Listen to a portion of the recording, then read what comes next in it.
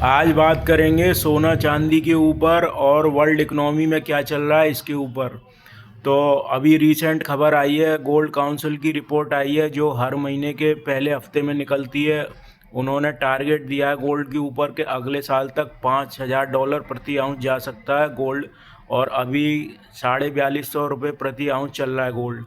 तो ये काफ़ी पॉजिटिव खबर है, जिनके घर में सोने हैं तो उनके लिए काफ़ी पॉजिटिव खबर है। और आरबीआई ने 0.25 रेपो रेट कम कर दी है, तो अब टोटल रेपो रेट हो गई है 5.25।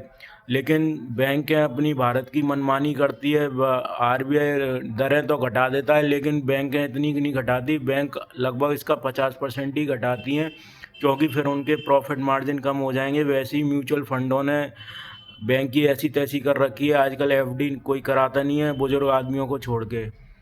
और दूसरी खबर ये है कि अब पुतिन साहब आए हुए हैं, और उसमें रशिया इंडिया का क्या सिनेरियो चल रहा है मैं वो आपको बता देता हूँ। तो क्या इसमें एग्रीमेंट और क्या डील हुई है।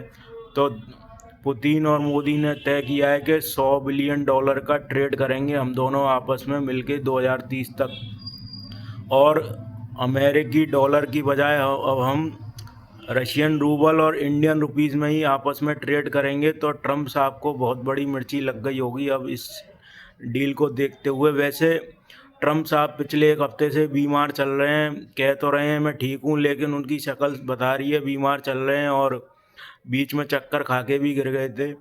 और इंडिया रशिया डील में ऑयल गैस पे समझौता हुआ है, यूरिया हमारे किसान भाइयों यूरिया पे समझौता हुआ है, यूरिया आपको मिलता नहीं है। और जो रशियन लोग इंडिया घूमने आ रहे हैं उनके लिए खुशखबरी है, 30 दिन का वीज़ा फ्री मिलेगा उनको। और आरबीआई अब 1 लाख करोड़ का सरकारी बॉन्ड खरीदेगी, और सरकार बदले में उनको ब्याज देगी, जिससे मार्केट में लिक्विडिटी आएगी और फिर शेयर बाज़ार चलेंगे।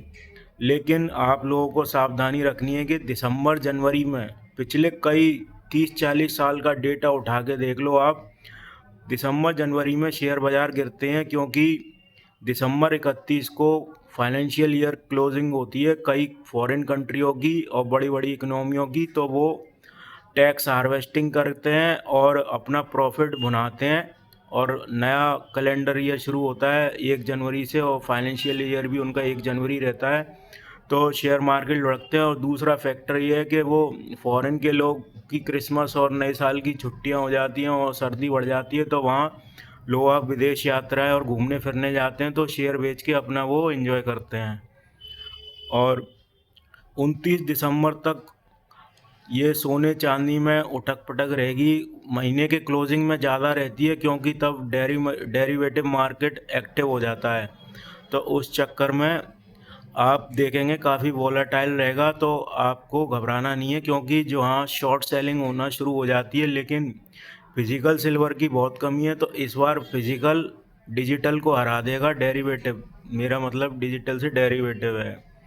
अब 5 साल डिमांड सप्लाई मिसमैच है सिल्वर की। तो प्रोडक्शन जितना हो रहा है और जितनी मांग है 2030 तक वो बराबर बैठेगी, हो सकता है वो बढ़ेगी, क्योंकि ये तो आज की बात कर रहे हैं, और जैसे डिमांड आगे 2035 तक पूरी नहीं होने वाली, मुझे लगता है ऐसा। अब चाइना भी ने भी बयान दिया है कि इंडिया रशिया युद्ध पे के इंडिया रशिया उस पर डील पे कि हम खुश हैं इंडिया रशिया की डील से, और हमें कोई आपत्ति नहीं है। और चाइना कह रहा है इंडिया रशिया मेरे परम मित्र हैं। लेकिन ट्रम्प साहब का अभी तक कोई बयान नहीं आया है। वैसे बयान देने में पीछे हटते नहीं हैं, लेकिन अभी तक आया नहीं है। और आज के लिए यही है ताज़ा खबर। और चांदी का भाव 1.83 हो गया है MCX पे, सोने का लगभग 1.30 है। और मैंने मेरा पिछला शॉर्ट्स वीडियो देख लेना कि चांदी सस्ते में कैसे ख़रीदनी है, 1.83 वाली 1.70 में कैसे ख़रीदनी है। और मैं वर्ल्ड इकनॉमी पे आपको अपना व्यू पॉइंट देता रहूँगा, और मैं आपको सरल भाषा में समझाऊँगा कि विश्व वर्ल्ड इकनॉमी में चल क्या रहा है, और टेक्निकल लैंग्वेज कम से कम यूज़ करने की कोशिश करूँगा। तो मेरा channel like share comment subscribe ज़रूर कर लो, क्योंकि आप इकोनॉमिक्स टाइम भी पढ़ लोगे और द हिंदू टाइम्स पढ़ लोगे, आपको टेक्निकल टर्म्स कम समझ आएंगे नॉन कॉमर्स बैकग्राउंड वालों को। तो मेरे चैनल में आप यही फ़ायदा ले सकते हैं कि मैं कम शब्दों में और कम समय में आपको ज़्यादा से ज़्यादा सिखा सकूँ।